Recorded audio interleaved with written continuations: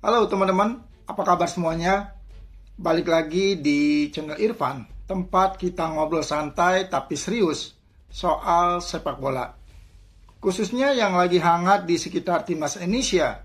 Dan kali ini kita akan bahas satu nama yang lagi jadi buah bibir menjelang FIFA Series. Sehebat apa kiper keturunan Surabaya ini sampai namanya ramai banget dibicarakan? Siapa sebenarnya Kai Van Ovelen? Apakah dia benar-benar layak dilirik untuk memperkuat timnas Indonesia? Dan kalau iya, seberapa besar dampaknya untuk persaingan di bawah Mistar? Sebelum kita masuk lebih dalam, seperti biasa, saya minta supportnya dulu buat teman-teman yang belum subscribe. Silakan klik tombol subscribe sekarang juga. Nyalakan lonceng notifikasinya supaya tidak ketinggalan update terbaru dari channel Irfan. Jangan lupa juga like dan tulis pendapat teman-teman di kolom komentar.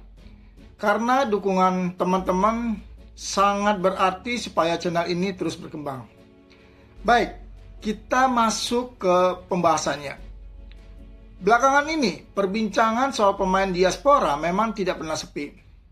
Setiap kali mendekati agenda besar seperti FIFA Series, selalu ada saja nama baru yang mencuat. Dan kali ini, sorotannya tertuju pada seorang penjaga gawang muda milik FC Volendam, yaitu Kai Van Ovelen. Yang bikin menarik bukan cuma karena dia bermain di Eropa, tapi karena informasi bahwa dia memiliki garis keturunan Indonesia, tepatnya dari Surabaya, Jawa Timur. Dan ini langsung bikin publik bereaksi. Kita tahu, sesuai regulasi FIFA, seorang pemain bisa membela sebuah negara jika memiliki garis keturunan dari orang tua atau kakek nenek yang lahir di negara tersebut. Artinya, secara administratif, peluang itu terbuka selama belum pernah memperkuat tim nasional negara lain di level resmi. Dan yang menarik, Ken belum pernah membela tim nasional Belanda di kelompok usia manapun. Jadi secara regulasi pintunya belum tertutup. Sekarang kita bahas profilnya. Ken Van Ovelen lahir di Zaandam, Belanda pada 7 Agustus 2003. Artinya usianya masih sangat muda, baru awal 20-an. Tapi yang paling mencolok dari dirinya adalah posturnya. Tingginya 1,99 meter, hampir 2 meter. Untuk ukuran kiper, ini jelas keunggulan besar. Dengan tinggi seperti itu, dia punya jangkauan luas saat menutup sudut tembak. Dominan dalam duel udara dan secara fisik sudah memenuhi standar kiper modern Eropa. Dia berkembang dari Akademi FC Volendam, bukan pemain instan. Dia ditempa sejak muda, lalu menembus tim senior pada 2022. Di Belanda, dia sempat dijuluki Laadbloeier, istilah untuk pemain yang berkembang lebih matang atau tidak langsung bersinar sejak usia sangat muda. Artinya apa? Artinya grafiknya naik secara bertahap, tapi stabil. Debutnya di kasta tertinggi Liga Belanda terjadi pada musim 2023-2024 di Eredivisie. Dan sejak saat itu, performanya menunjukkan tren positif. Dalam beberapa musim terakhir, dia mencatat sekitar 30 penampilan dengan 10 clean sheet. Di musim 2024-2025, dia tampil 29 laga dengan 10 nirbobol. Itu angka yang tidak bisa dianggap remeh. Apalagi untuk klub yang bukan raksasa. Di musim 2025-2026, dia sudah mencatat 16 penampilan reguler di Eredivisie.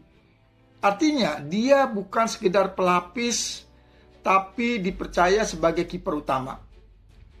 Bahkan dia berperan membawa FC Volendam promosi kembali ke kasta tertinggi. Itu menandakan kepercayaan besar dari tim pelatih. Media Belanda juga mulai memperhatikannya. Salah satu laporan menyebutkan bahwa dia menjadi kiper pertama musim ini dengan lebih dari 100 penyelamatan. Itu angka yang menunjukkan aktivitas tinggi dan refleks yang teruji. Namanya bahkan sempat dikaitkan dengan klub besar seperti PSV Eindhoven dan Ajax Amsterdam.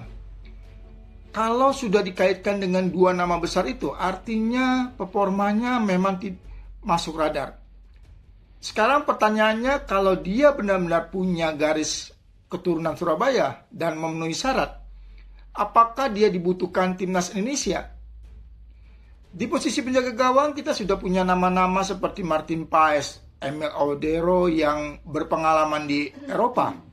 Artinya persaingan akan sangat ketat. Tapi kita harus melihat ini dari sudut pandang jangka panjang. Ken baru 22 atau 23 tahun, itu usia emas untuk berkembang. Kiper biasanya mencapai puncak performanya di usia 27 sampai 32 tahun. Jadi kalau sekarang dia sudah reguler di Eredivisie, potensi 5 sampai 7 tahun ke depan sangat besar.